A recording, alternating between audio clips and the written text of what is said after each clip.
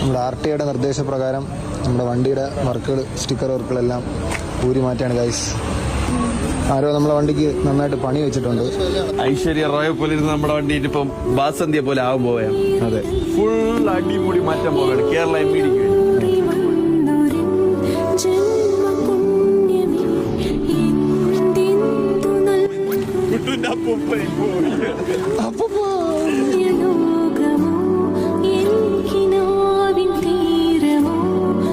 എന്തായാലും പിന്നെ നമുക്ക് ഈ ഓക്കലൊന്നും വയ്ക്കാൻ പറ്റുമെന്ന് പോലും എനിക്കറിയില്ല.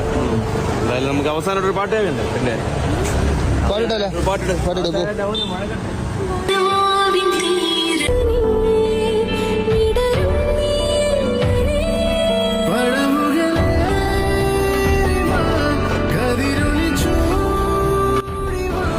RTA വേണ്ടി വെയിറ്റിംഗ് ആണ്. 10 ദിവസം MVD എത്തിയിട്ടുണ്ട്.